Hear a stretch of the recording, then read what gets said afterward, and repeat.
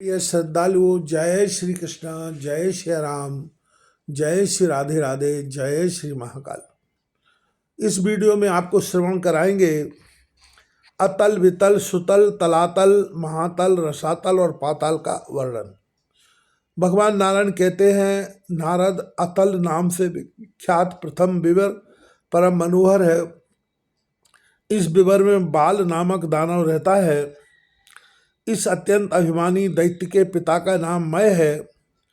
इसने 96 प्रकार की मायाएं रची हैं, जिनसे सभी कामनाओं की सिद्धि में सहायता मिलती है। मायावी लोग उनमें से कुछ मायाओं को तुरंत समझ जाते हैं। वह बल वाला दैत्य बड़ा पराक्रमी है। नारद, अब वितल नाम वाले दूसरे विवर का प्रसंग सुनो। यह विवर अतल से नीचे है। यहाँ हाटकेश्वर नाम से प्रसिद्ध भगवान शंकर रहते हैं।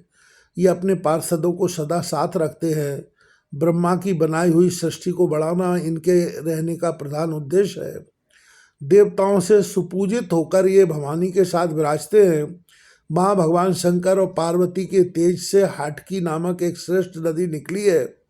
वायु की प्रेरणा से प्रचंड अग्नि उत्साहपूर्वक उसका जल पीते रहते हैं। जल पीते समय अग्निदेव जो जल थूक देते हैं, वही हटक नाम से प्रसिद्ध सुवर्ण बन जाता है। दैत्य उससे बहुत प्रेम करते हैं। उनकी स्त्रियां उसके आभूषण बनवा कर सदा पहना करती हैं। नारद, इस वितल के नीचे सुतल नामक विवर कहा गया है। यह सुतल सभी विवरों से श्रेष्ठ माना जाता है। यहाँ ब्रोचन कुमार बलि रहते हैं। बलि बड़े यशस्वी पुरुष हैं। देवराज इंद्र का परम प्रिय कार्य करने की इच्छा से भगवान श्री हरि वामन रूप से प्रकट हुए थे। उन्होंने ही बलि के इस लोक में रहने की व्यवस्था की है। भगवान ने पहले तीनों लोकों की संपत्ति यहाँ भेज दी। तत्पश्चात दानवराज बलि को यहाँ बसाया, जिसे इंद्रादि देवता भी नहीं पा सकते। वह अमित लक्ष्मी इनके पास है।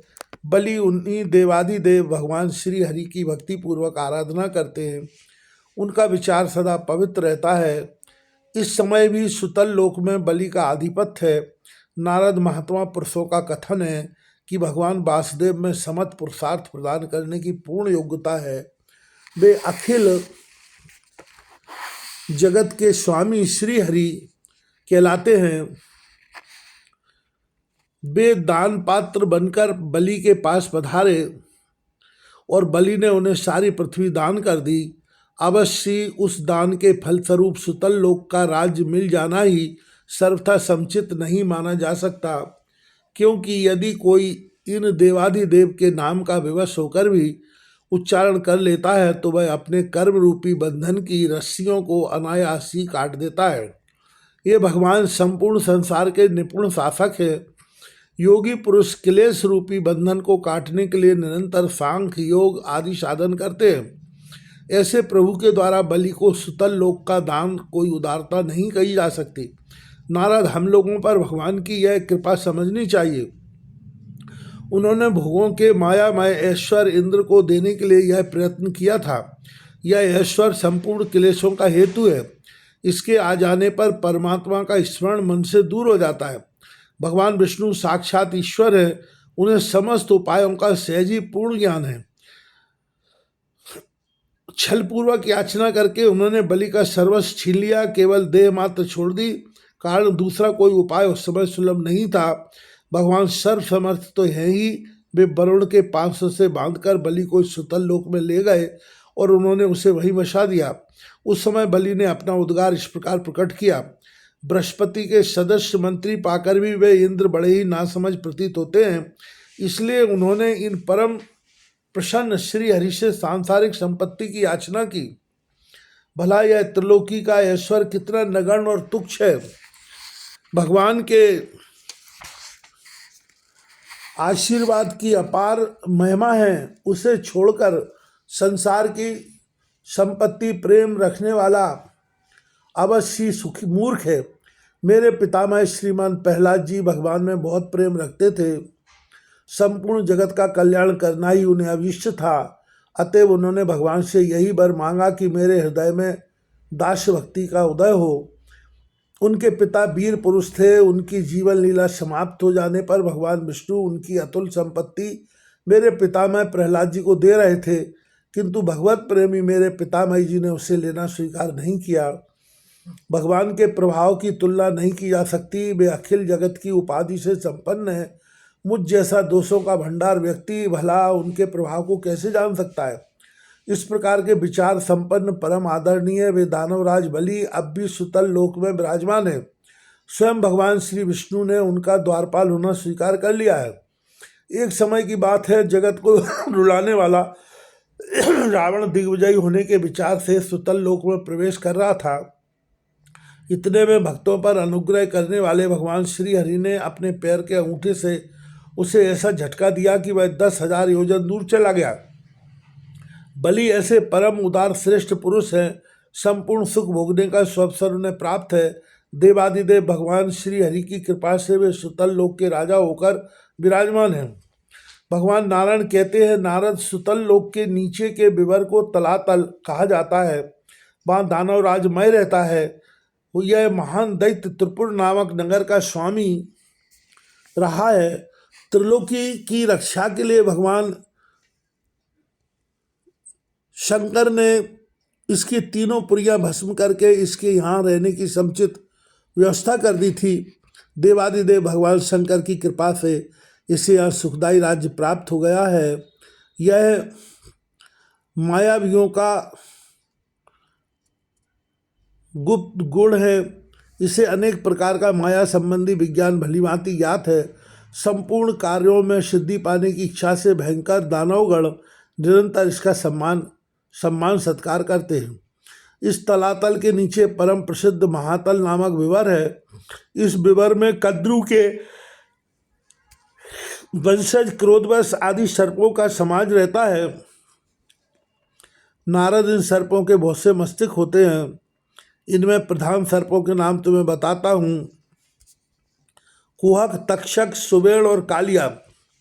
इनके बड़े बड़े फन होते हैं। इनके शरीर में असीम शक्ति होती है। ये बड़े भयानक होते हैं। इनकी जाति ही भयंकर है। पक्षीराज गरुड़ से ये सब प्रायः उद्विग्न रहते हैं। ये सब भांति भांति के कीड़ा रचने की कला जानते हैं। अपनी स्त्रियों, बालकों, सुहृदों, संबंधियों के साथ सदा आनंदमग्न होकर ये विहार करते हैं। इस महातल के नीचे के विवर को रसातल कहते हैं। इस विवर में बहुत से दैत्य निवास करते हैं जो पणि नाम से विख्यात थे। उन दानवों की यही बस्ती है। वे दानव निवातक, वच, हिरण्यपुरवासी और काले नाम से प्रसिद्ध हैं। इन्हें देवताओं से सदा शत्रुता बनी रहती है। जन्म से ही ये महान पराक्रमी होते हैं। इनमें असीम साहस रहता है, परंतु अखिल जगत के स्वामी भगवान श्री हरि के तेज से इनकी शक्ति कुंठित रहती है। अतः बिल में सोए हुए सर्पों की भांति ये सदा अपने विषय में ही छिपे रहते हैं। इंद्र की एक दूती का नाम शर्मा है। उसने बहुत से मंत्रों का आविष्कार किया था। उन मंत्रों के प्रभाव से बहुत से असुर महान दुख भोग चुके हैं। इस बात को याद करके वे लोग सदा भयभीत रहते हैं। नारद इस रथातल के नीचे पाताल लोक है। यहाँ नागलोक के स्वामी बहुत से सर्प रहते हैं। उनमें बासुकी सबसे प्रधान माना जाता है। उनके नाम हैं शंख, कुलिक, श्वेत, धनंजय, महाशंख, धृतराष्ट्र, शंखचूड़, कंबल, अश्वतर और देवदत्त। इनके बड़े बड़े फन हैं। ये बड़े क्रोधी और महान विषधर है। इनमें से कितने ही सर्प 5, 7, 10, 100 एवं 1000 मस्तकों से सुशोभित हैं। इनके मस्तक की मणियाँ सदा जगमगाती रहती हैं। देवर से वे सर्प अपनी मणियों के तेज से पाताल के घोर अंधकार को नष्ट कर देते हैं। क्रोध से उनका शरीर सदा जलता रहता है। नारद इस पाताल लोक के नीचे 30,000 योजन की दूरी पर भगवान श्री हरि की एक तामसी कला विराजती है। संपूर्ण देवताओं से सुपूजित इस कला का नाम अनंत है। इस नृत्य कला में विशेषता यह है कि अहंकार रूपा होने से यह दृष्टा और दृश्य को खींचकर एक कर देती है। अतएव इसे संकर्षण कहते हैं। सहस्त्र मस्तिष्क से शोभा पाने वाले भगवान शेष हैं।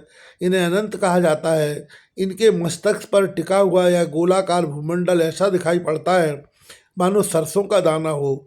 जब समयानुसार इन प्रभु के मन में जगत के श्रृंगार की इच्छा उत्पन्न होती है, तब इनकी भौं के विवर से संकर्षण नामक रुद्र प्रकट हो जाते हैं। 11 रुद्रों से सुशोभित उनका यह एक व्यू है। ये रुद्र 3 नेत्रों से शोभा पाते हैं।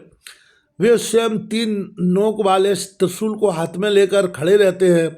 उनकी शक्ति की सीमा नहीं है। महान भूतों का अर्थात समस्त जगत का संहार ही इनका मुख्य उद्देश्य होता है। उन्हें भगवान शेषनाग के दोनों चरण कमलों के नख लाल मणि के समान परम सुंदर है। जब बहुत से नागराज एकांत भक्ति से भावित होकर प्रधान नागों के साथ भगवान शेष के चरणों में मस्तक झुकाकर प्रणाम करते हैं, तब उन्हें भगवान के मणिमय नखों में स्वयं अपने मणि निर्मित कुंडलों से प्रकाशित मुख एवं सुंदर कपोल तथा गंड स्थल दिखने लगते हैं। वहाँ नागराजों की बहुत सी कुमारियाँ भी रहती हैं। उनके सुंदर अंग शरीर की कांति बढ़ाया करते हैं। उनकी भुजाएं पर्याप्त लंबी, मोटी, सुंदर, स्वच्छ एवं मनोहर होती है। उनसे वे परम सुशोभित होकर इधर उधर घूमा करती है। चंदन, अगरू और कस्तूरी के आलेप से वे अपने शरीर को सजाए रहती है। वे भगवान शेष की कृपापूर्ण दृष्टि तथा उनके आशीर्वाद की आशा लगाए वहाँ निवास करती हैं। भगवान अनंत का हृदय अत्यंत उदार है। उनके बल एवं पराक्रम का परिमाण नहीं किया जा सकता। उन आदिदेव परम तेजस्वी प्रभु में अनंत गुण वर्तमान है। जगत का कल्याण करने के लिए उन्होंने अमर्ष और क्रोध के वेग को दूर कर दिया है। ऐसे महान शक्ति के परम आश्रय भगवान वहाँ विराजते हैं। सभी देवता उनकी उपासना में संलग्न रहते हैं। देवताओं, सिद्धों, असुरों, नागों, विद्याधरों, गंधर्वों और मुनियों द्वारा निरंतर उनका ध्यान किया जाता है। उनके नेत्र प्रेम के मध्य से मुग्ध एवं विहल रहते हैं। अपनी अमृतमयी वाणी से देवताओं तथा अपने पार्षदों को भी परम संतुष्ट करना उन प्रभु का स्वभाव ही बन गया है। वे गले में बैजंती माला पहनते हैं। उनकी वह माला कभी कुम्हला ना सकने वाली तुलसी के निर्मल नवीन दलों से सुशोभित है। मत वाले भौरों का झुंड अपनी मधुर गुंजार से सदा उसकी शोभा बढ़ाया करता है। वे देवादिदेव भगवान शेष नीले रंग का वस्त्र पहनते हैं। केवल एक कान में कुंडल धारण करते हैं। उनकी अविनाशी अत्यंत विशाल भुजा हल्के ककुद पर शोभा पाती है। श्रेष्ठ पुरुषों का कथन है कि वे भगवान शेष परम प्रधान देवता है। उनका हृदय अत्यंत उदार है। सुवर्णमयी पृथ्वी इनके ऊपर इस प्रकार सुशोभित है जैसे मतवाले हाथी की पीठ पर हौदा हो।